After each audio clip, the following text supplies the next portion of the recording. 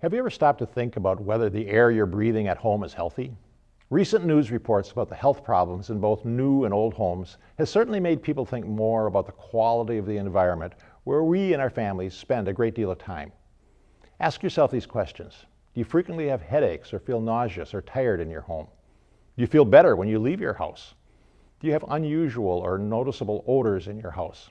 If you answer yes to any of these questions, your home's air quality may be unhealthy.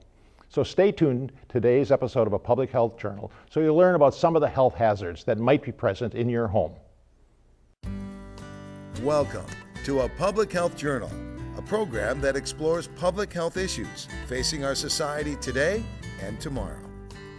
The host of the show is Dr. Ed Ellinger, Commissioner of Health for the state of Minnesota. A Public Health Journal is sponsored by the Minnesota Department of Health and the Hennepin County Human Services and Public Health Department, all working together towards the goal of healthy people living in healthy communities. Welcome to a Public Health Journal. Today we're going to talk about some of the health hazards in your home. In particular, we'll be talking about radon, carbon monoxide, and mold. Most people are aware that outdoor air pollution can damage their health, but many do not know that indoor air pollution can also cause harm. In fact, studies show that indoor levels of pollutants may be 2 to 5 times higher than outdoor levels, and in some cases they may even be up to 100 times higher. These levels of indoor air pollutants are a particular concern because people spend about 90% of their time indoors.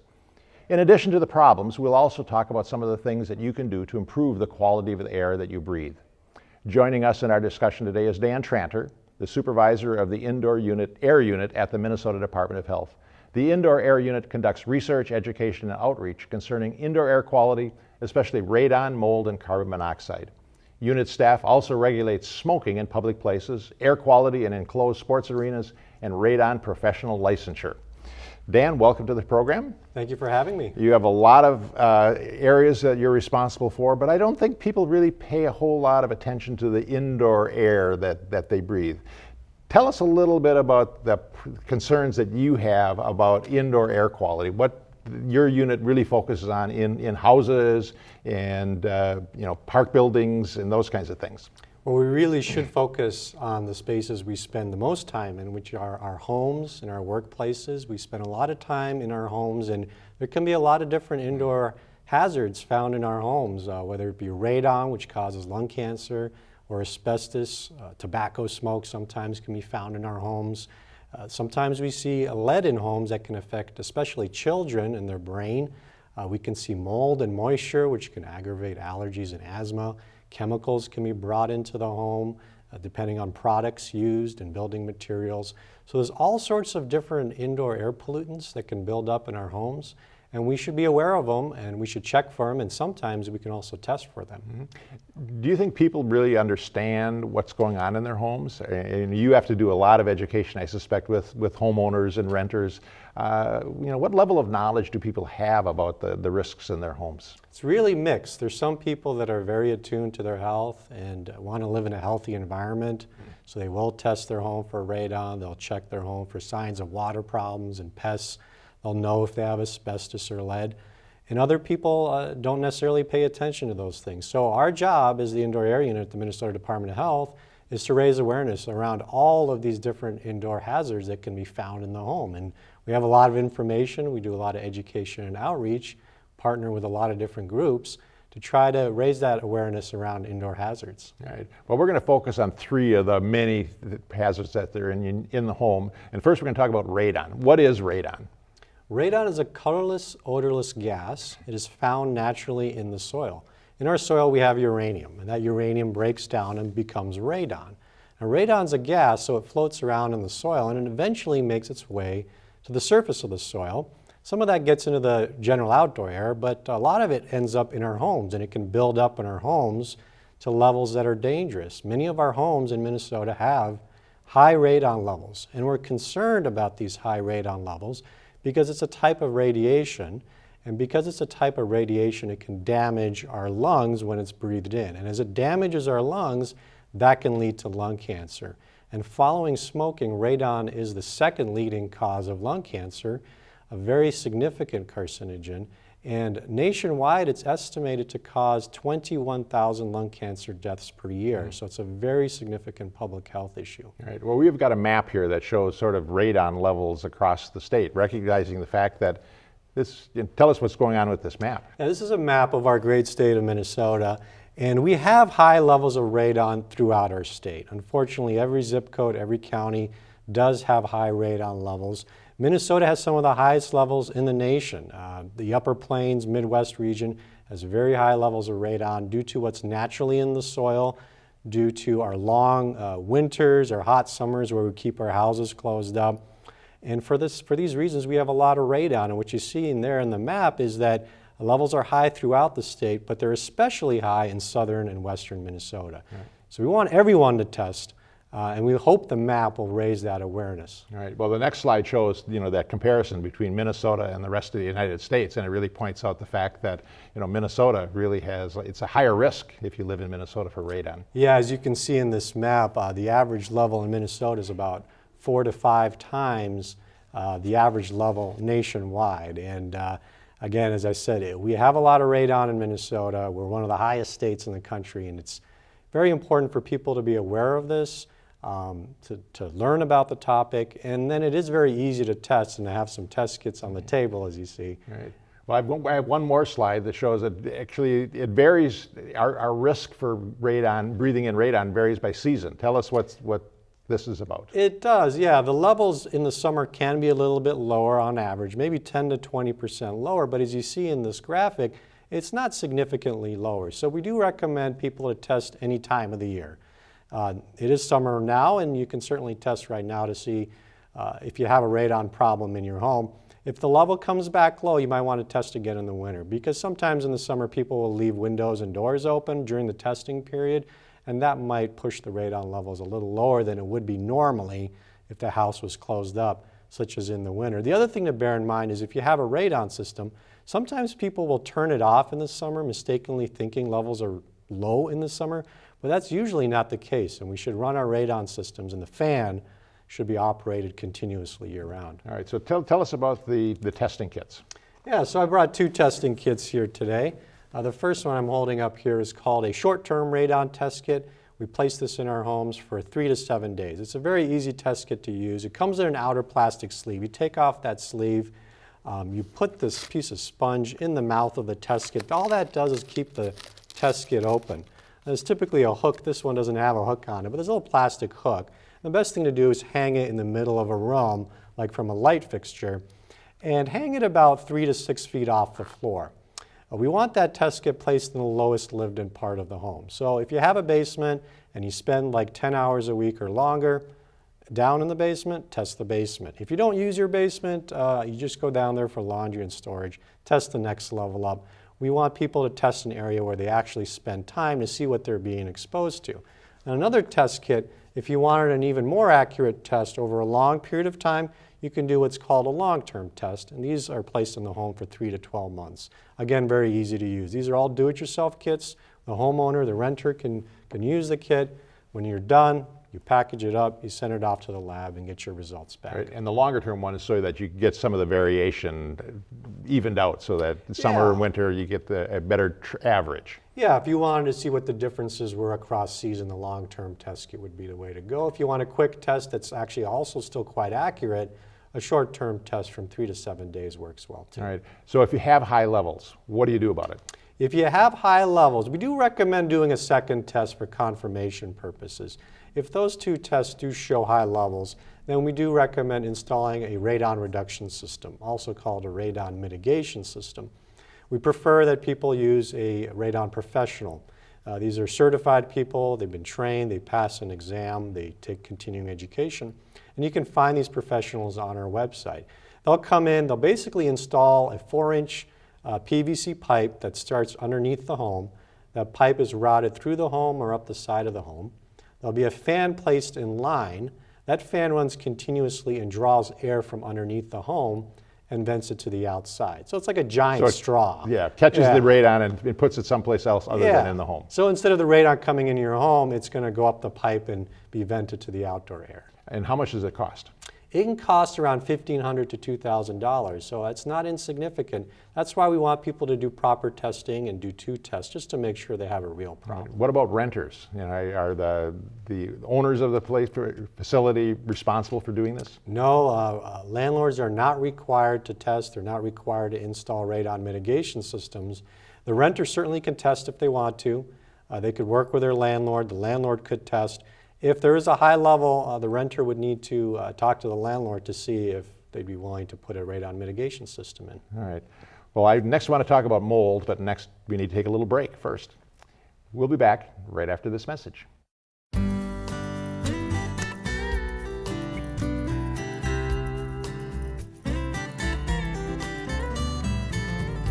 Radon gas is a silent killer. 2 in 5 Minnesota homes have dangerous levels. Radon is the second leading cause of lung cancer. Is your family safe? Test your home for radon for less than $10. Visit mn.radon.com to order your kit. That's mn.radon.com.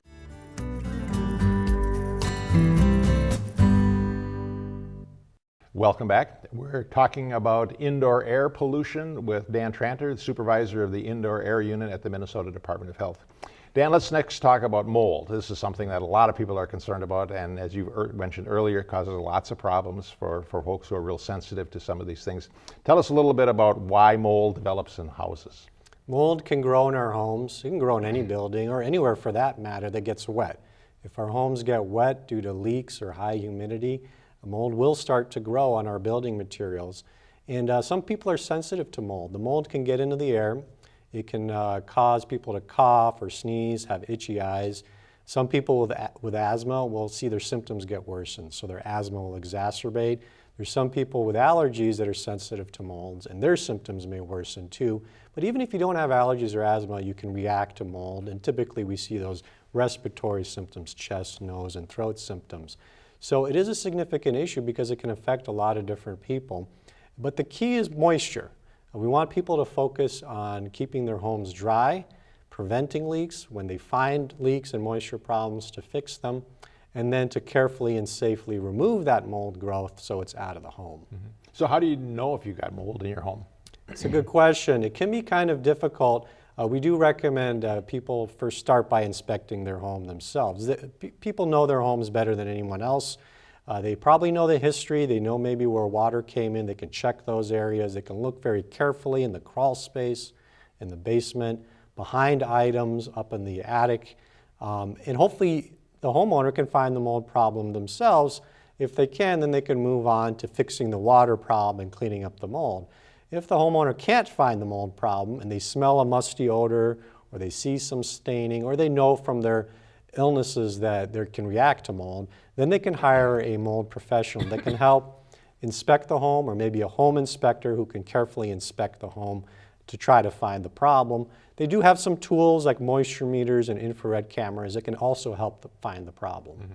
So I suspect that this could be throughout your home if you have moisture issues, humidity issues. So it might be a fairly substantial improvement or a restoration to get rid of the mold. Yeah, sometimes it's a minor problem like in a bathroom where there's mold growing on the grout or the tile. Sometimes it can be a very significant problem when you have a pipe burst or there's very heavy rainfall like they're dealing with in central Minnesota, and water comes in through the basement and it can affect a whole room. And if you let it go and you don't deal with it quickly, it can really affect a large part of the house or most of the house and end up becoming a very costly remodeling project.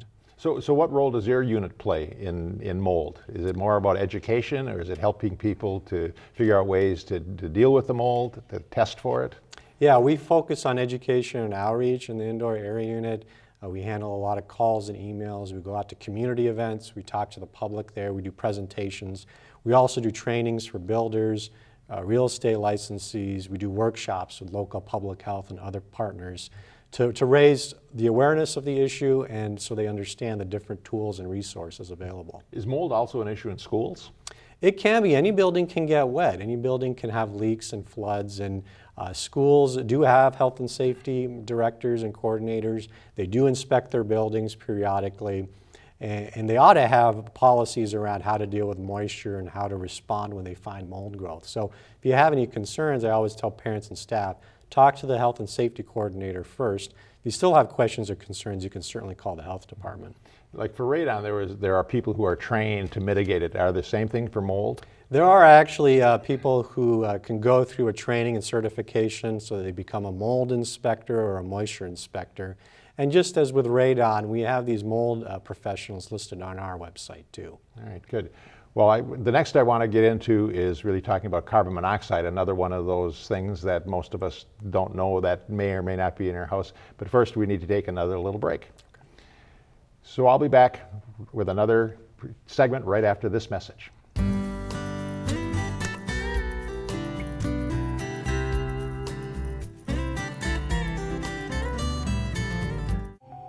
There is a danger hiding in many homes.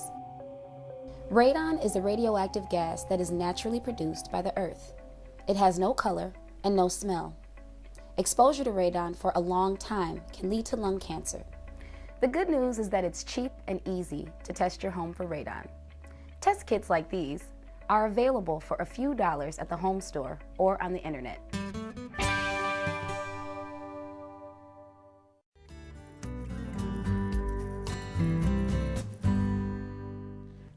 Welcome back. We're talking about indoor air pollution problems in Minnesota with Dan Tranter from the Minnesota Department of Health.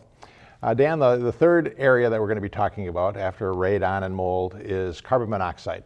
Tell us what carbon monoxide is, why it's a concern. Well, carbon monoxide is called the silent killer.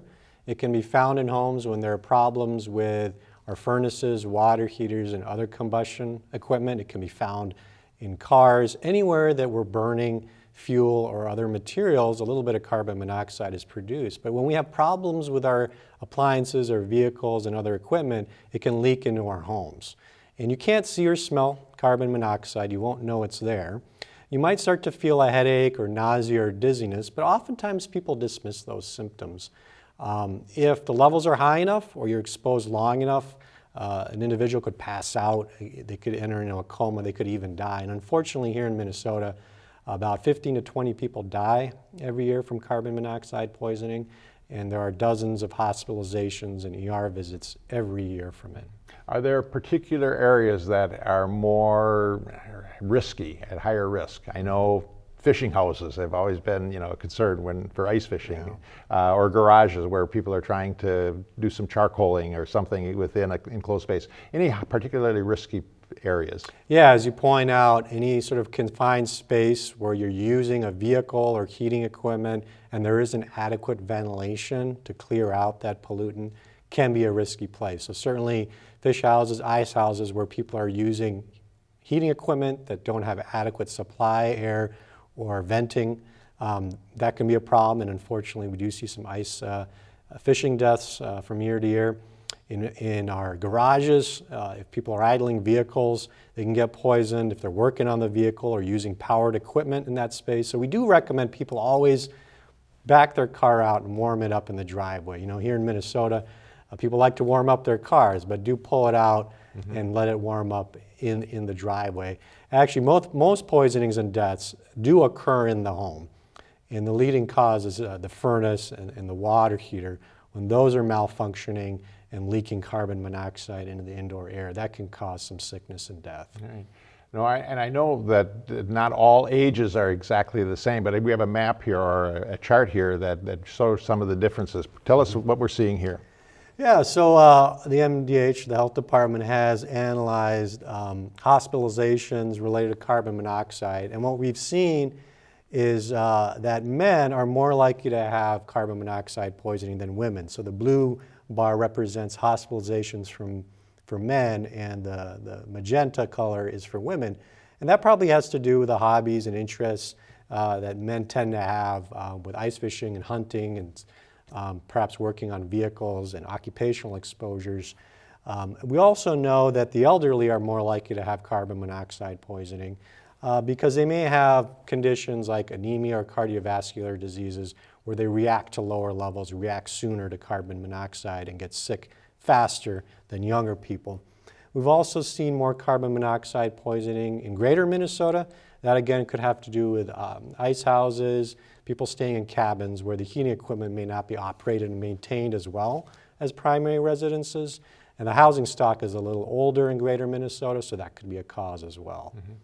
Do you also think the older you get, the more time you spend indoors as opposed to being outdoors? Yeah, I think that's a factor too, yeah. And the elderly may have a lot of different illnesses and symptoms, so when they do start to feel sick from carbon monoxide, they may not recognize it as a carbon monoxide incident either. All right. So let's look at this next picture here that basically shows a house and talk us through the things that people should be concerned about when they're thinking about carbon monoxide, where they should be thinking in their home they should putting some of their attention.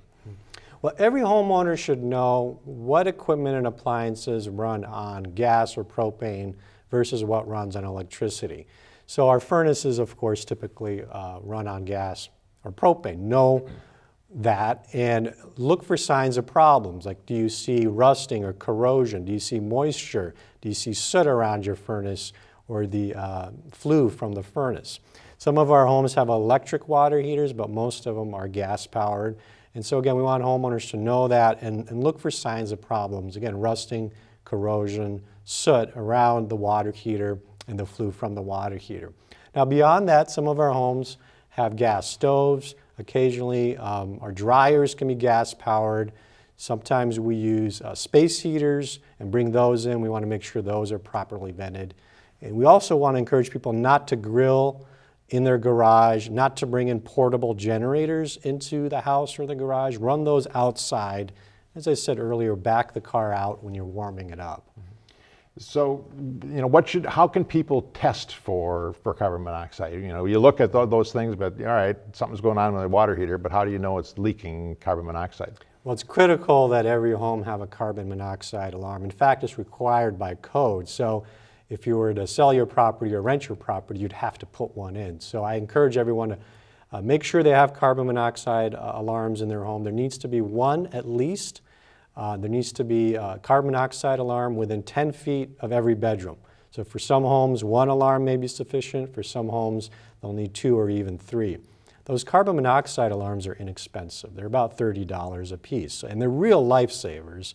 If you're sleeping and there's a carbon monoxide leak, you may not even realize it, and you may never wake up again. So the alarm is intended to wake people up out of their sleep. They're very loud, and they will wake you up. That's why they need to be by the bedroom. And they are quite effective, and they last about 5 to 7 years. So if someone has a carbon monoxide alarm, they're not sure how old it is, I just say go out and go to the hardware store, buy a new one, keep yourself and your family safe. Are they built into the smoke detectors? There are some options. You can get plug-in kinds, you can get hardwire kinds, you can get alarms that are combination smoke carbon monoxide alarms, so you can get a 2-in-1 option too. Yeah. And so this is just basically a warning, get out of there and get somebody in to mitigate the problem. Yeah, if the CO alarm is going off and you feel sick, obviously get out of the house, call 911, have your local first responders come and check out the house. The fire department will come out and they'll check it out to see if there's a real problem and help you deal with it. If the alarm is going off, no one's feeling sick, you still want to have a professional come in and check it out, like a utility company or a furnace technician should come and check out the home and make sure things are safe. Yeah, and I know this is a real subtle thing, but people who even know about carbon monoxide get in trouble. Just tell us a little bit about the law that just came in about having a carbon monoxide detector on boats out on the waterways. Yeah, unfortunately there was a tragic incident last fall. A young girl died on Lake Minnetonka from carbon monoxide poisoning that occurred inside the cabin of the boat. As a result of that law, the legislature passed, as a result of that death, a law was passed in the past legislative session that will now require CO alarms in boats that have interior cabins that are occupied, and also signage in interior spaces that are not occupied. So we're hopeful that'll prevent poisonings and deaths in the future. Right. How about fish houses and hunting shacks? Are there regulations related to those? There aren't actually. You're not required to have a CO alarm in your fish house, your ice house. It's certainly recommended, and we recommend people have a second CO alarm that they take up to their cabin when they go up there, or leave it there permanently, and also for their ice houses so they can monitor that space. Because if you're using a space heater and it's not directly vented, meaning there isn't fresh air coming in and the combustion air going out, there can be a CO problem. And so it's critical to use that CO alarm when you're in that space, and also to make sure there's enough fresh air coming in to operate that space heater. All right. So when you and your staff, talk to homeowners or renters, what basic education do you give them about how to make their house or their apartment safe? Well, number one, know what combustion equipment and appliances you have in your home. Check them periodically. In fact, it's recommended that you hire a furnace technician to come and check your furnace and water heater periodically, maybe yearly. They can do a cleaning and tune-up, make the furnace and water heater work more efficiently. That can save a few bucks. They can also make sure there isn't a carbon monoxide problem. So number one, check your equipment. Then number two, make sure you have working CO alarms in your home that are not too old, and replace them if you need to. Mm-hmm. Yeah, we know homes are where people spend most of their time, so it sounds like we've got a lot of things to be concerned about in addition to radon and mold and carbon monoxide. Like you said, we've got lead and asbestos and things that we can even chat more about sometime in the future. I hope you do a segment on those topics in the future. Yeah, good. Dan, thank you very much. This has been very helpful, and good luck to you and your team. Thank you. And I'll be back with a closing comment right after this message.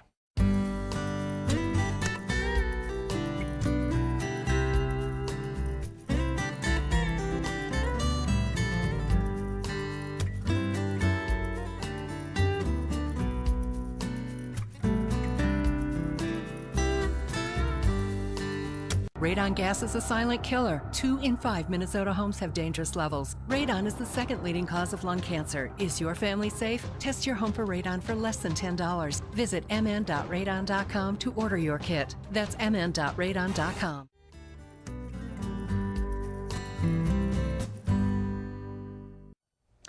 Around 500 BCE, Confucius made the statement, quote, "The strength of a nation is derived from the integrity of its homes," end quote. I think he was referring to the families within those houses, but I think the statement can also relate to the structures themselves. Housing is one of our basic survival needs. Without safe, secure, and healthy housing, people are less likely to achieve their potential in all areas of life. Inadequate housing is related to health problems, poverty, low educational achievement, and poor functioning in society. Poor housing may not be the cause of these things, but it certainly is related.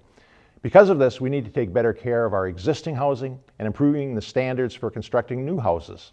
In addition, and probably more important, we need to re-examine our social and housing policies to assure that all people in our society have access to affordable, safe, secure, and healthy places to live, because the strength of our nation is derived from the integrity of our homes. That's all for today. Thanks for watching. I hope you can join us again next time on A Public Health Journal.